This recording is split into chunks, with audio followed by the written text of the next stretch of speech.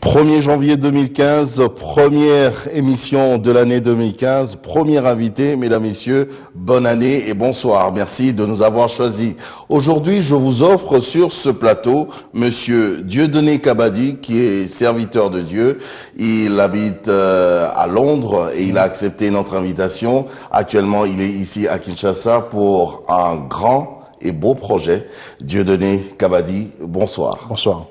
Merci d'avoir accepté notre invitation. Je vous ai présenté tout à l'heure comme étant serviteur de Dieu. C'est d'ailleurs cette appellation que vous préférez parce que vous n'êtes pas pasteur ni évangéliste. Je travaille dans la moisson. En tout cas. Parce que en étant dit pasteur ou évangéliste, je ne vais pas être identifié dans une box. Vous ne voulez pas être limité. Je suis un instrument de Dieu que Dieu utilise comme il veut, quand il veut, où il veut. Dans ce sens-là que je m'appelle serviteur. Le reste, les gens découvriront. Ce soir, nous allons découvrir ensemble ce pourquoi vous êtes d'ailleurs ici à Kinshasa, mais d'entrée de jeu, puisque vous êtes serviteur de Dieu, ça c'est le classique de toutes les questions que j'ai l'habitude de poser en tant que serviteur de Dieu que je reçois. C'est de savoir comment est-ce que vous avez reçu Jésus-Christ dans votre vie. C'était comment? C'était à quelle occasion? Ok, je peux peut-être me permettre de prendre peut-être un peu de temps pour bien expliquer pour que les gens puissent comprendre. Je suis né dans une famille protestante. Mon père est protestant, il était aussi fils d'un protestant. Ma mère est protestante, donc j'ai gravité autour de la religion. Pour dire comment j'ai donné ma vie à Christ. J'ai donné ma vie à Christ quand je suis parti en Angleterre. Quand je quittais ici, je suis parti en Angleterre. Mais avant d'y arriver là, je connaissais l'histoire de Dieu. J'ai participé dans l'école de dimanche. Je connaissais l'histoire, mais j'avais pas cette relation. Quand je suis parti en Angleterre, quand on m'a présenté la relation, quand on m'a vraiment montré qui est Jésus, qui est le Saint-Esprit, c'est là que je puis donner ma vie à Christ et dire à Christ, ok, viens, prends ma vie et je vais te servir. Est-ce qu'il y a une différence entre tout ça? Parce que vous avez dit que vous connaissiez l'histoire, mais vous n'aviez pas une relation avec Jésus. C'est quoi cette différence? Parce que la relation, maintenant je suis le fils de quand la Bible dit quand vous donnez comment votre vie à Christ, il vient votre Seigneur, votre Sauveur.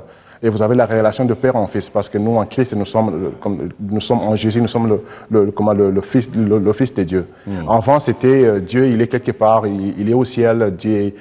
Jésus est mort, il est né il est mort sur la croix, il était dans la crèche, on connaissait cette histoire, toute cette histoire, mais on s'identifie pas avec cette histoire. Maintenant, quand je suis allé en Angleterre, c'est là maintenant qu'on m'avait invité à une église, l'église que je suis jusqu'à présent, qu'on m'a expliqué que cette histoire, que tu peux t'identifier dans cette histoire. C'est par rapport à l'identification de cette histoire que j'ai eu cette relation avec Christ. Donc si je suis là maintenant, c'est parce que c'est pour cette relation avec Christ. Je suis un petit peu curieux. Ils vous ont expliqué comment est-ce que vous pouvez vous identifier à cette histoire. Est-ce qu'on peut savoir, si c'est pas un secret, ce qu'ils vous ont dit réellement? Ils m'ont dit que Christ est mort pour toi. Il a pris tes péchés. Il a pris tes souffrances. Je savais qu'il était mort, il est sur la croix. Je savais qu'il a été battu. Mais je ne savais pas c'était pour moi, c'était pour prendre ma place. Vous voyez, donc je savais l'histoire, comme je dis, je savais l'histoire. Mais je ne savais pas que c'était pour moi qu'il a fait ça. Je ne savais pas que c'était pour moi qu'il a été à la croix. Mais dans l'histoire, puisque vous connaissez l'histoire, on vous parlait de ça aussi. Oui, c'est. Il est mort et je suppose que vous saviez qu'il était mort pour vous. Non. L'histoire ne le disait pas? Non, donc ça s'identifie pas, ça me mettait pas dans le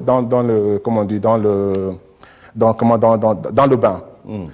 Tu vois, il est mort pour nous, il est mort pour le monde. Tu vois, l'histoire, c'est m'identifier, c'est dire que, ok, j'étais pécheur, maintenant, Christ a pris ma place, maintenant, moi, je suis plus, j'ai plus cette nature-là. C'est dans ce sens-là. C'est cela qu'on m'a fait comprendre. Que quand il a pris ta place, voilà la vie qu'il te donne. C'est ça qu'il m'avait pas dit. Est-ce que c'était pas un peu difficile pour vous de croire à une histoire pareille? Je suppose que c'était encore une autre histoire au-dessus de ce que vous connaissiez déjà.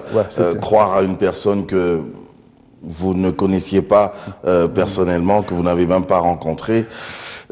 Comment ça a été cette approche? C'était difficile parce que en étant protestant, je ne savais pas qu'il y avait, par exemple, le parler en langue. Je ne savais pas. Quand les gens parlaient en langue, moi, ça m'embêtait. Oui, ça m'embêtait. Je crois, c'est quoi encore? Parce que tout en étant un enfant je crois, grandi dans ce milieu, entre guillemets, je ne savais pas qu'il y avait même, par exemple, ce baptême du Saint-Esprit. Mais quand je suis allé là-bas, l'église qu'on m'avait invité, il y avait déjà la manifestation du Saint-Esprit. Moi, ça me dérangeait parce que ce n'est pas ce que j'ai appris, ce n'est pas ce que je voyais autour de moi. Donc, j'avais un peu réticence. J'avais un peu ça. Et puis, petit à petit, quand j'ai eu des expériences personnelles, c'est là maintenant que j'ai mordu l'hameçon pour maintenant suivre Christ. C'était en quelle année à peu près? Je suis allé en Angleterre, c'était en 94. Oui, je crois tout après, parce que c'était, je crois, dans les mois où comment. C'était pas après une année, parce que là maintenant, je crois que Dieu m'avait déplacé là pour vraiment m'avoir dans ce sens-là, parce que le milieu que j'étais ici, c'était pas le milieu protestant, mais ma vie que je menais après mon âge adulte, c'était pas vraiment l'endroit où je pourrais écouter Dieu. Quelqu'un pourrait se dire qu'il y a un paradoxe entre ce que vous dites et ce que vous êtes, parce que on dit que c'est plus facile ici d'accepter Jésus, ici au pays, vu la situation socio-économico-politique. Mais vous avez accepté d'avoir une relation personnelle avec Jésus. C'était pas ici, mais plutôt à Londres, là où la vie est facile, là où coule le lait et le miel. Comment vous pouvez nous expliquer ça? Bon, c'est ça parce que je crois que c'est, comme vous avez dit avant, si quelqu'un accepte Christ ici parce qu'il y a ces souffrances. Quelque part ici, on dit on n'a pas trop le choix. Non, il doit avoir le choix parce que c'est une marche, c'est une démarche, c'est une vie que tu vas mener après avoir accepté Christ. Donc, si tu acceptes Christ parce que mon frère ou bien on m'a poussé, non, ça c'est pourquoi tu vois, il y a les gens qui aujourd'hui se disent chrétiens, demain ils tournent les dos parce qu'ils ont accepté, parce que là ils ont été poussés, bien parce qu'il y a de circonstances, non. C'est pourquoi je ne pourrais pas dire que moi Dieu m'a fait grâce, je suis allé là où je pourrais avoir tout, mais vous êtes une exception alors? Je ne suis pas une exception, il y a beaucoup. Ça s'explique? Non, parce que ma femme, c'est la même chose aussi. Il a rencontré Dieu là en Angleterre, c'était la même chose. Donc, je ne suis pas une exception. C'est juste que Dieu nous voulait là pour peut-être nous parler dans ce sens-là. Mais on a suivi Dieu pas parce que on avait peut-être pas parce qu'on était souffrant ou bien on était malade ou manqué. Non. Il y avait ça, on travaillait dans tout ça. Mais vous étiez convaincu? Oui, j'étais convaincu que c'est ce que je dois faire, que c'est là où je vais suivre, c'est là où Dieu me veille. Et de fil en aiguille, vous avez évolué comme ça avec Jésus. Est-ce que vous pouvez nous parler un petit peu de cette marche avec Jésus-Christ? Pour vous, apparemment, à vous entendre parler, ça a été facile. Ça n'a pas été facile. Une bonne marche? Non. C'est une marche de discipline et de sacrifice. Ok. Ouais, parce que je pourrais dire, quand je suis parti d'ici, j'étais comme toute personne. J'étais dans le monde de la musique comme tout le monde. Je buvais, je sortais. C'était ça. Mais quand tu es parti, donc il faut peut-être laisser cette vie-là, embrasser une vie où il y a des disciplines que tu ne peux plus t'aventurer à être, donc parce que tu ne vas plus t'aventurer à être comme tu l'étais, parce que la Bible nous dit que nous sommes devenus une nouvelle créature, c'est l'esprit qui change et eux, les habitudes, le truc suivent. Est-ce que c'est pas un petit peu la peur du vide qui vous a poussé à la vie, à la relation personnelle avec Jésus-Christ? Parce que ailleurs, papa n'est pas là, maman n'est pas là, vous êtes seul face à la réalité. Non, c'était pas la peur du vide, parce que là où je suis, j'ai une grande famille à Londres. J'ai mes cousins, j'ai mes frères, mes cousins, ma sœur est en France, j'ai la famille en Belgique, donc c'était pas une période de vide, mais c'était quelque chose. Au contraire, quand j'étais ici, j'avais le vide en moi, parce que quand j'ai rencontré Christ, c'est là que je trouvais que tout ça va maintenant, parce que je regrette plus ma vie que j'avais. De toute façon, je le dis, je le dirai encore. Je regrette pas la vie que j'avais, parce que je trouve maintenant que là, maintenant, je suis complet. C'est dans ce sens-là. Vous avez parlé de la discipline et des sacrifices. Ouais. Est-ce que, sans pour autant entrer dans beaucoup de détails, est-ce que vous pouvez nous expliquer brièvement cette vie de discipline? Elle doit être comment? Et de sacrifice? Les vies de discipline, par exemple, c'est dans lire la parole. Lire la parole, dans la prière, être, comment on dit, assidu dans la vie de l'Église. C'est la vie c'est les disciplines. Et ça comprend aussi dans les sacrifices aussi, parce que quand, par exemple, vous avez les veillées des prières, vous avez la prière dans la semaine, et qu'il y a, par exemple, il y a une vedette qui est venue dans la ville, donc vous ne partez pas, mais vous allez de l'autre côté pour la prière, ou bien parce que quand on peut dire exemple, que ça va de pair, hein, la discipline et le sacrifice. Oui, c'est dans ce sens-là, ça va de pair, ouais, donc c'est dans ce sens-là.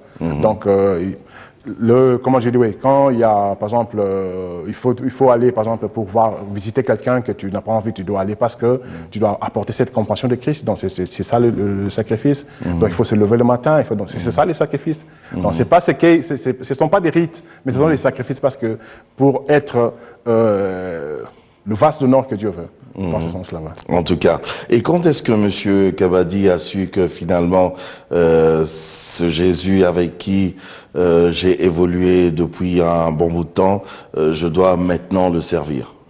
Ok, un jour, ça sera un peu... je revenais de mon travail, je venais du travail, on m'avait chassé du travail. On m'avait chassé du travail. Donc, on me disait déjà, tu vois, comme c'était dans les églises, on dit non, toi, voilà, on voit que Dieu va t'utiliser comme ça, ouais.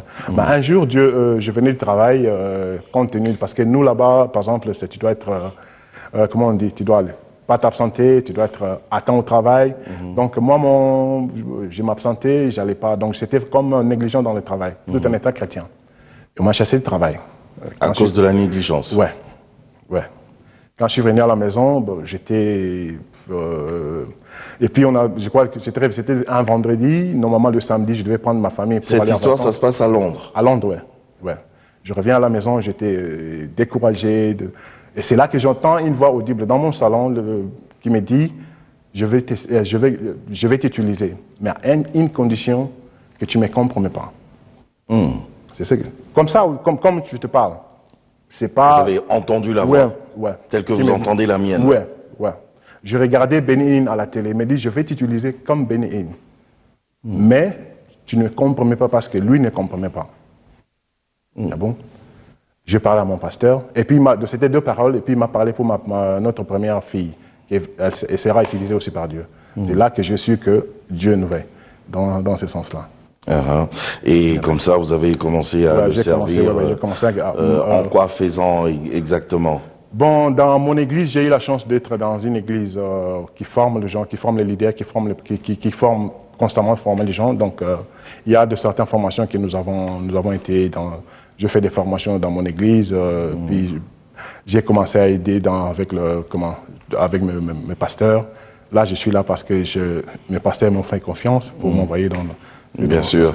Puisque vous parlez des formations, je pense que c'est vraiment le domaine que vous avez choisi. Parlons-en, puisque nous en sommes là. Okay. Vous êtes ici à Kinshasa, c'est pour j'avais dit au début, là, pour la moisson, pour ce projet. Parlez-nous-en. Bon, la moisson, c'est un projet... Donc, je prie en Angleterre, dans une église qui s'appelle Kensington Temple, qui se situe à Notting Hill Gate. Métro de Notting Hill Gate. Voilà, si quelqu'un, toute personne on ne sait pas où ça se trouve, mais... Ok, non, juste pour... Les Londoniens, ils vont se retrouver. C'est juste pour les gens qui me suivront, par exemple, qui voient d'où je viens. Donc, je vais pas être dans chez Sedek. Il vient de quelque part. Ouais, je viens de quelque part. Ouais. Mon pasteur, c'est le pasteur Colin Dai. Dieu lui a parlé pour travailler dans le monde francophone. Parce qu'il a déjà, c'est un Anglais, il travaille déjà dans le monde anglophone. Dieu lui a mis à cœur de travailler dans le monde francophone. Et puis dans son équipe, il a un pasteur qui s'appelle Mama Kemi, c'est une femme qui s'occupe de monde francophone. Donc moi, je travaille avec le pasteur Kemi. Donc c'est le pasteur Kemi par elle qui nous a envoyés pour faire bénéficier à l'église ici dans la moisson. Ok. Dans la moisson, justement, ce projet de formation, on va le dire comme ça, formation pour les hommes de Dieu. Oui, formation de pasteurs et des leaders, parce que ça consiste à faire des ateliers de formation avec le pasteur et les leaders. Et puis le pasteur et le leader, ils vont prendre cette vision, ou bien cette formation, pour former à leur tour leurs membres dans les églises. Ah, c'est dans ce sens-là, ouais. Ok. Donc, est-ce que vous avez eu déjà à organiser ces genres de formations ailleurs? Oui, nous avons été en anglais, ça s'est fait déjà. Ça s'est fait plusieurs fois, même comment on dit, en ligne, par Internet, ça s'est fait déjà. Ces formations de l'épée de l'esprit, ça s'est fait déjà. Nous avons été au Mali, nous avons été en Côte d'Ivoire, le monde francophone, oui, nous sommes aussi à Marseille, nous sommes à Paris aussi, dans ces centres Et actuellement, vous avez choisi Kinshasa? Oui, j'ai choisi Kinshasa parce que je suis congolais. Malgré que j'habite en Angleterre, je suis congolais. Je suis né ici, j'ai grandi ici, j'ai fait la moitié de ma vie ici, donc c'est pourquoi comme nous avons, moi et ma femme, le fardeau pour le Congo. C'est pourquoi on a dit pourquoi pas notre pays doit bénéficier aussi de ce que nous avons bénéficié. C'est pourquoi nous avons été voir notre pasteur Mama Kemi et il a parlé au pasteur principal. Et les deux se sont convenus de nous envoyer pour parler avec des pasteurs ici, ce qu'on est en train de faire. Et puis voilà, dans ce sens-là. Alors, organiser une formation telle que celle-ci, c'est-à-dire qu'il y a une idée qui a germé en amont. D'où est venue d'ailleurs cette motivation? Qu'est-ce que vous vous êtes dit? Il faut aller pour une formation à Kinshasa ou ailleurs parce que nous avons remarqué quelques lacunes, ou bien vous voulez organiser ces formations parce que vous voulez apporter une sorte de renforcement de capacité? Moi, je pourrais dire que la motivation, c'est le premier, apporter un renforcement de ce que c'est apporter notre pierre aussi par rapport, parce que nous avons bénéficié de ça, parce que la petite connaissance que nous avons, ça vient de ce matériel. Donc, on s'est dit pourquoi pas amener ça aussi, faire bénéficier aux églises sur place au pays. Et puis la deuxième, ce qu'il m'avait dit, c'est vrai aussi, la deuxième question, c'est vrai aussi, il y a aussi des personnes qui ont des lacunes, qui pourront aussi assister et puis bénéficier de la même chose que les autres. Donc il y a, dans deux cas, c'est comme ça comble le vide. Ça, c'est une réflexion que vous avez eue ensemble avant même de vous lancer dans cette aventure, ou bien vous avez mené une sorte de sondage, d'analyse sur place au pays? Bon, nous avons fait les deux. Par rapport à notre fardeau des Congo, travailler au Congo, nous avons fait les deux, et puis nous avons fait le sondage parce que je viens, ça c'est quoi? Depuis que je suis parti, ça c'est la 4e fois que je viens. Donc je parcourais un peu partout, je regardais dans ce sens-là. Donc nous avons fait les deux. Donc nous savons que il y a des églises qui sont bien, mais qui peuvent peut-être prendre un petit plus de nous pour faire avancer leurs œuvres. Il y a des églises qui sont dans les lacunes qu'on peut aider à faire grandir. C'est dans ce sens-là. Donc c'est les deux. Là, vous me poussez à aller un peu plus loin dans ma curiosité. Comment vous avez fait votre sondage? Est-ce que vous avez fait des déplacements d'église à église, ou bien parlez-nous-en. Comment ça s'est fait? Parce qu'on a au moins plus de 100 églises à ici. Kinshasa, c'est très facile de faire un sondage. J'étais dans certaines églises. On n'a pas besoin de les citer. Non, je ne cite pas les églises, par respect, je ne cite pas. Même par respect, je ne cite pas.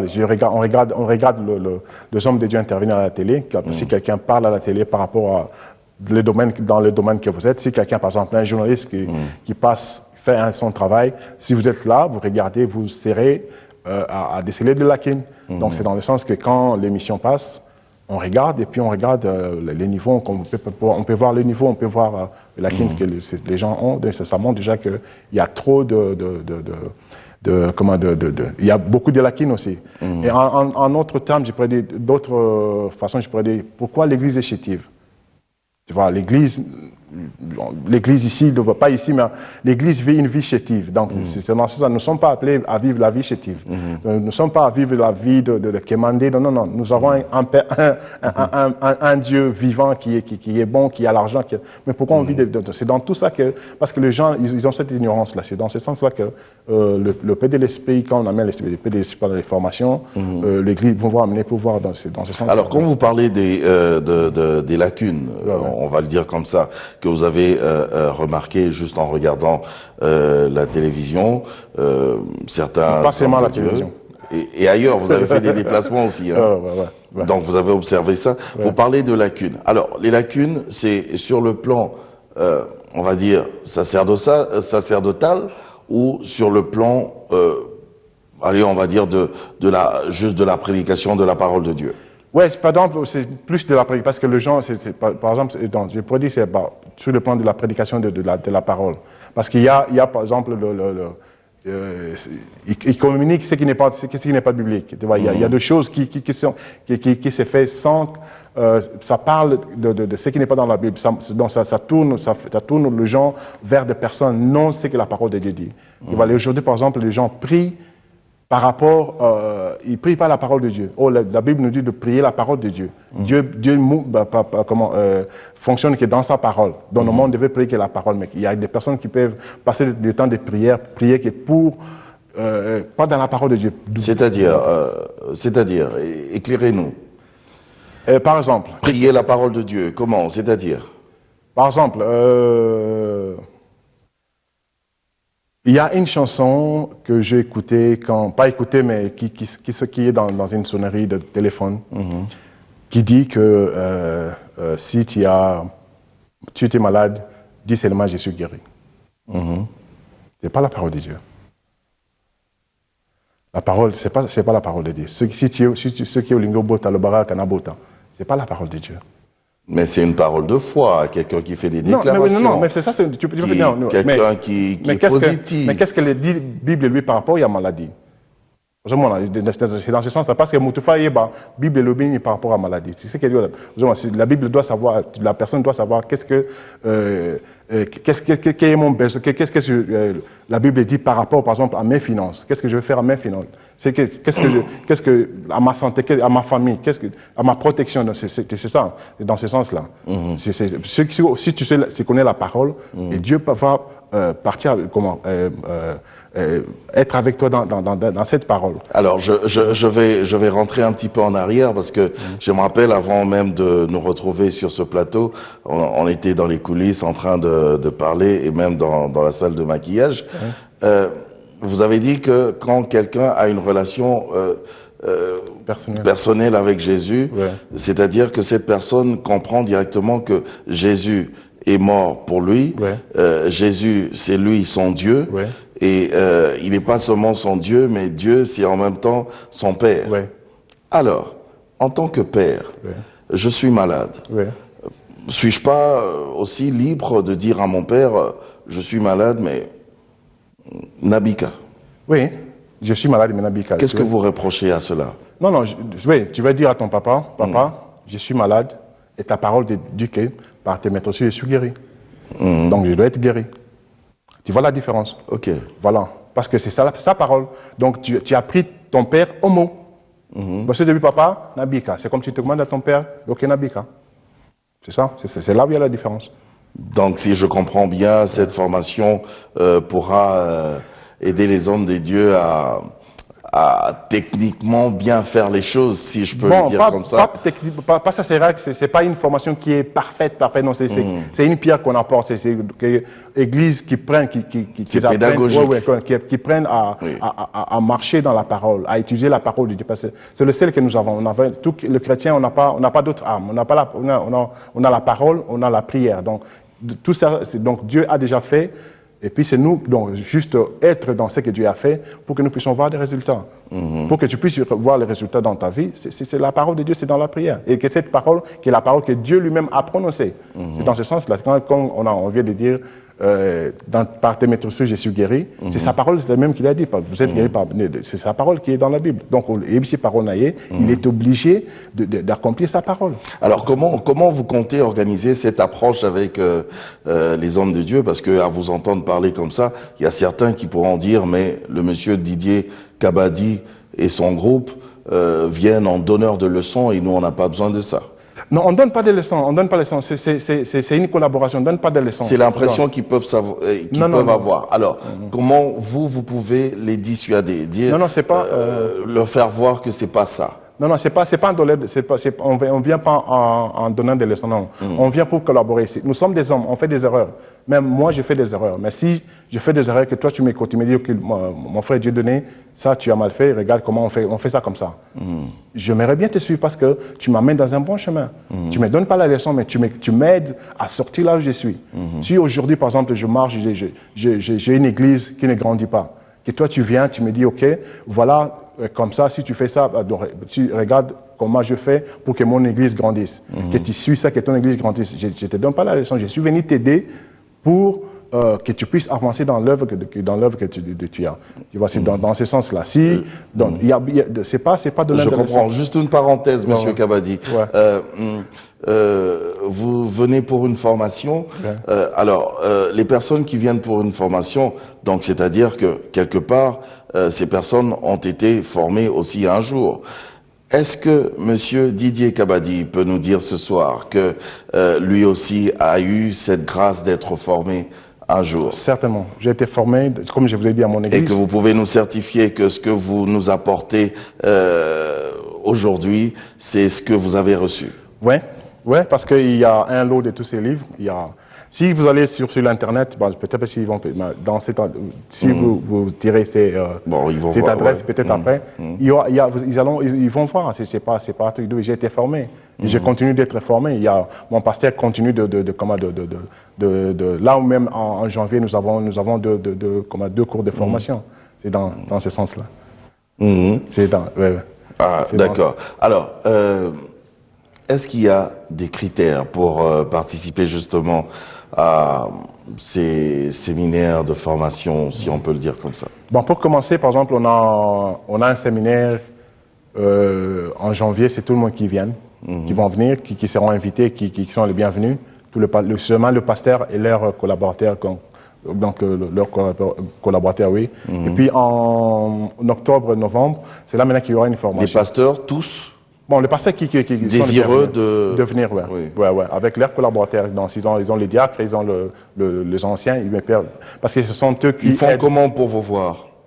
Je crois il y a mon... Pour y participer. Bon, pour la formation, par exemple, le séminaire, il y aura, il y a mes informations avec votre Bien sûr, au bas de l'écran, oui. On peut m'appeler, m'écrire sur mon email, on va répondre. Ça, c'est quand on va faire les séminaires, c'est là maintenant qu'il y aura le fiche d'adhésion pour participer, on va prendre, parce que si les personnes participent, il y aura un lot de ces livres. C'est c'est un module de 10 leçons qui va être remis à chaque participant. Donc, je crois que c'est là maintenant qu'il y aura dans ce sens-là, il y aura... Ah, d'accord. Alors, vous avez dit que ces formations, vous avez déjà commencé à les donner ailleurs, oui, au Mali, à Marseille, un peu partout. Est-ce que vous avez des échos déjà assez positifs de ce que vous avez fait? Oui, nous avons des échos. Au Mali, on travaille avec l'église Armée Réveil. Nous avons des échos parce qu'ils nous réclament là. S'il n'y avait pas Ebola au Mali, on serait au Mali, je crois, à mai, on serait déjà au Mali. Donc, on a été en Côte d'Ivoire, on doit repartir en Côte d'Ivoire.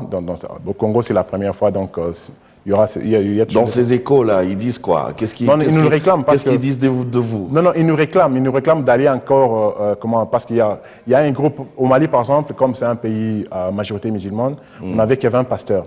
Maintenant, quand ils ont fait, il y a d'autres pasteurs qui sont intéressés, de pays limitrophes, qui nous ont encore invités pour aller encore. Donc, ce sont des bons échos pour ah, d'accord. Oh non, c'est très bien. On est très content d'ailleurs pour cette formation. Alors, les orateurs. Est-ce qu'on peut les connaître? Il y en aura Oui. combien? Il y aura... Et est-ce qu'il y a un orateur principal? Est-ce que c'est vous ou c'est une autre personne? Bon, l'orateur principal, c'est mon pasteur, le pasteur Kolindaï. Ah, Il y aura... j'ai deux pasteurs, le pasteur Kolindaï, l'orateur principal, et mon pasteur Mama Kemi, qui est l'oratrice aussi. donc vous venez pour baliser le chemin. Oui. Il y aura le pasteur Zachary Adetola de Abidjan. Il y a Tayo de Londres. Il y a Jean-Hugues de Marseille. Il y a David et Christine de Paris. Il y aura Robert Ladon de Florida. Il y aura Jean Turpin d'Ottawa. Il y aura Luc Lefebvre de Tonon, France. Et Kemi Adjaïm, qui est mon pasteur de Londres. Donc il y aura des gens qui vont venir dans ce... j'ai pas entendu parler de vous là. Parce que je suis pas encore je travaille dans l'ombre. Donc comme on est là, c'est le travail que j'ai encore fait. Les jours où mon pasteur vous dormiez, je vais le faire. Mais là, je suis dans l'ombre pour faire le travail de baliser les chemins, comme vous avez dit, et puis dans ce sens-là. Vous avez parlé des différents ouvrages que vous allez remettre. Ouais. C'est gratuit ou bien il faudra acheter ces ouvrages? Ouais, ça sera pas gratuit parce que on doit aller chez l'imprimeur. Il y en a 9? Non, il y aura 9, ouais. Il y a 9 ouvrages. Ouais, il y aura 9. Je paye, si vous permettez, je paye. Je vous en prie. Ouais, il y aura la prière efficace, connaître l'Esprit, le règne de Dieu, une voix fervente, la gloire dans l'Église, le ministère de l'Esprit, connaître le Père, atteindre le perdu, écouter Dieu, connaître le Fils, le salut par la grâce et adorons en esprit et en vérité. Il y aura ça. Donc, il faut imprimer les livres. On doit imprimer les livres, on doit transporter les livres jusqu'au Congo. Donc, il y aura peut-être des petits frais. Ça coûte de l'argent, oui. Il y aura peut-être des petits frais que les gens doivent donner pour pouvoir prendre les livres. En tout cas, ce sera quand exactement et où? Ça sera, la conférence, on a une place qui n'est pas peut-être définitive, donc on va faire ça au centenaire. Ouais, et puis... au centenaire à l'église? Ouais. Oui. Ouais, donc on va prendre des contacts pour... et puis la formation, on verra, parce que comme il y aura peut-être... S'il y a beaucoup de gens... Ah, parce qu'il y aura une conférence aussi? La conférence sera avant et puis la formation après. Donc la formation, on verra combien de gens vont s'inscrire pour décider comment, si on aura de grands bâtiments ou pas. Mais on sait que tout le monde peut venir dans la conférence.